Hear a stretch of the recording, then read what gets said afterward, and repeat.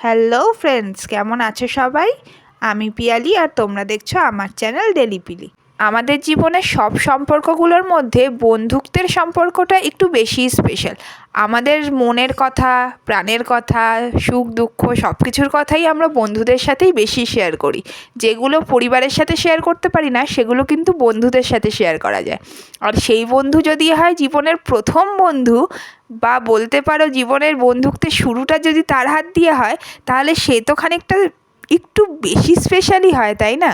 আমার জীবনে বন্ধুর সংখ্যা এমনিই খুব কম। আমি সবার সাথে চট করে বন্ধুত্ব করতে পারি না, কিন্তু যে কজন বন্ধু আমার এখনো পর্যন্ত আছে তাদের সাথে আমার সম্পর্ক অনেক দিনের, অনেক বছরের। কারোর সাথে 10-15 বছরের, আবার কারোর সাথে তারও বেশি।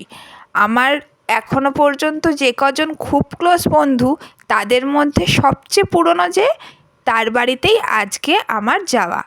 আজ যার বাড়িতে যাচ্ছি সে আমার প্রায় 24 বছর পুরনো বন্ধু। যখন বন্ধুত্বের মানে বুঝতাম না তখন থেকে ওর সাথে আমার বন্ধুত্ব। আমার বেস্ট ফ্রেন্ড শুভজিৎ। আমার বিয়ে উপলক্ষে আজকে ওর বাড়িতে যাওয়া। সকাল থেকেই যাব ভেবেছিলাম, কিন্তু আমার অফিসের কাজের জন্য সকালবেলা আর যেতে পারিনি। তাই দুপুরবেলা তাড়াতাড়ি করে অল্প কিছু খাওয়া দাওয়া করে মার সাথে বেরিয়ে গিয়েছিলাম বামনগাছির উদ্দেশ্যে। আমার পুরো ছোটোবেলাটাই প্রায় ওখানেই কাটানো। স্কুল জয়েন থেকে শুরু করে ক্লাস 5 পর্যন্ত আমি এখানেই থাকতাম, এখানেই আমার ছোটোবেলাটা কাটানো, আর এখানেই আমার বন্ধুত্বের সূচনা। মায়ের সাথে প্রথমে বাড়ি থেকে বেরিয়ে মেট্রো করে চলে এলাম দমদম। তারপর দমদম থেকে ট্রেনে করে এলাম বামনগাছি। ট্রেনে ছিল প্রচণ্ড ভিড়।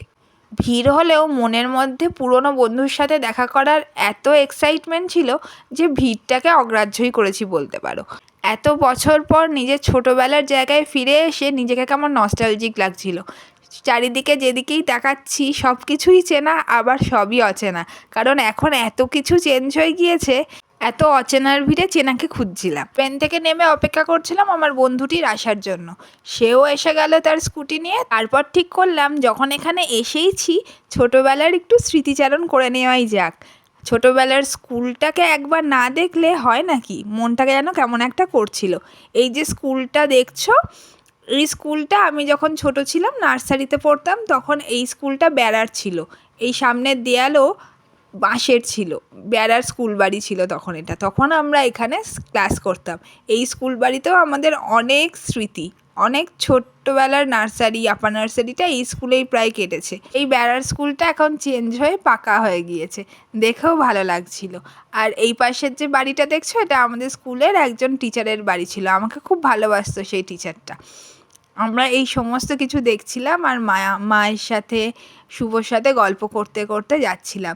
এই স্কুলের এই স্লিপ, এই দোলনা, এগুলো ছোটোবেলায় সারাদিনের খেলার একটা জায়গা ছিল। এখান থেকে স্কুল ছুটি হওয়ার পরেও বাড়ি যেতে ইচ্ছা করতো না, এখানেই খেলে বেড়াতাম। আর এই যে সামনে এখন যে বড় স্কুল বাড়িটা দেখছো, সামনের বড় বাড়িটা, এটা পরে হয়েছে। আমরা যখন ছোট ছিলাম আমরাও এখানে প্রায় ক্লাস 4 অবধি এই স্কুলেই পড়া, এখানেই ক্লাস করতাম। তখন স্কুলটা তৈরি হচ্ছিল। এখন তো অনেক কিছু ডেভেলপমেন্ট হয়ে প্রায় চেঞ্জ হয়ে গেছে।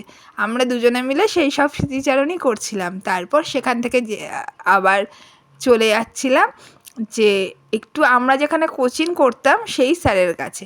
চারিদিকের বাড়িঘর দেখছিলাম আর ভাবছিলাম যখন আমরা ছোট ছিলাম এখানে এত বাড়িঘর ছিলই না, পাকা রাস্তাও ছিল না। এই রাস্তাগুলো ছিল মাটির রাস্তা।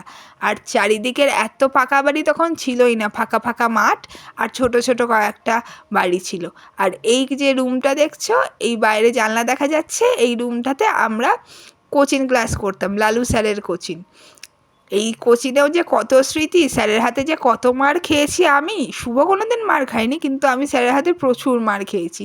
এই সমস্ত দেখে গল্প করতে করতেই আমাদের সময় কেটে যাচ্ছিল।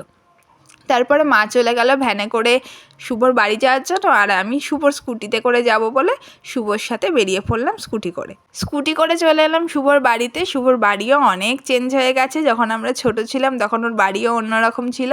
আশেপাশটা দেখছিলাম আর ছোটোবেলার কথা খুব মনে পড়ছিল। দিনগুলো যে কত সুন্দর কেটেছিল তখন। এখন বড় হয়েছি আর ভাবি যে কাশ ছোটোবেলায় ফিরে যাওয়া যেত। যখন ছোট ছিলাম তখন ভাবতাম যে কবে বড় হব, বড় হলে নিজে একটু স্বাধীনতা পাবো, নিজের মতো নিজে করে সব কিছু কাটাতে পারবো, নিজের মতো নিজে চলতে পারবো। কিন্তু এখন মনে হয় ছোটোটাই ভালো ছিলাম। বড় হয়ে এত চাপ, এত স্ট্রেস যদি জানতাম বড় হয়ে এত স্ট্রেস নিতে হবে, এত চাপ নিতে হবে, তাহলে বড় হওয়ার কথা ভাবতামই না। কাশ ছোট থাকতে পারতাম। এই সামনের বাগান বাড়িতেও আমরা একসময় ছোটোবেলায় প্রচুর খেলতাম। এখানে আমার একটা বান্ধবীর বাড়ি ছিল, সহেলি।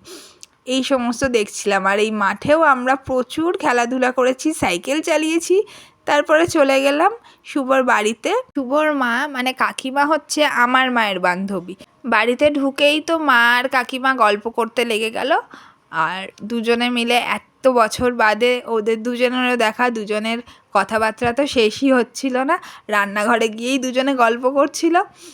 আমিও একটুখানি রান্নাঘরে ঢুকে ওদেরকে ফিল্ম শ্যুট করে নিচ্ছিলাম আর কি। তারপর আমি, শুভর বোন, কাকিমা সবাই মিলে গল্প করছিলাম। শুভর বোনকে আমি অনেক বছর পরে দেখলাম। আমরা যখন বামুনগাছি ছেড়ে কলকাতা চলে আসি তখন ও খুবই ছোট। পুজোর সময় হোক বা অন্য সময় শুভর সাথে বছরে অন্তত একবার মিট করার চেষ্টা করি, কিন্তু হয়তো কাজের চাপে সবসময় সেটা হয়ে ওঠে না। কিন্তু মায়ের সাথে কাকিমার দেখা হয়েছে আজ প্রায় অনেকগুলো বছর পরে। সবাই তো সুখ দুঃখের গল্প করতে ব্যস্ত, আমরাও বসে গল্প করছিলাম। আর এই দেখো ওদের বাড়ির আর একজন স্পেশাল মেম্বার, যে আমাদেরকে উঁকি মেরে মেরে দেখছিল আর ভাবছিল এরা আবার কোথা থেকে চলে এলো আমার বাড়িতে, এদের তো কখনো দেখিনি। ওর বাড়িতে এরকম আরও 2-3 জন মেম্বার আছে, কিন্তু সেই সময় তারা অন্য জায়গায় ছিল। সবাই মিলে বসে খুব আড্ডা দিচ্ছিলাম, গল্প করছিলাম।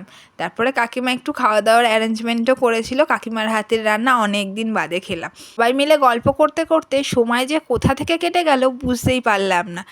কিন্তু আর কি করার, বাড়ি তো ফিরতেই হবে। তাই মা আর আমি আবার ওখান থেকে বেরিয়ে পড়লাম বাড়ির উদ্দেশ্যে। ট্রেনে করে আবার চলে এলাম দমদম, আর দমদম থেকে মেট্রো করে বাড়ি। আজকের দিনটা খুব ভালো কাটলো।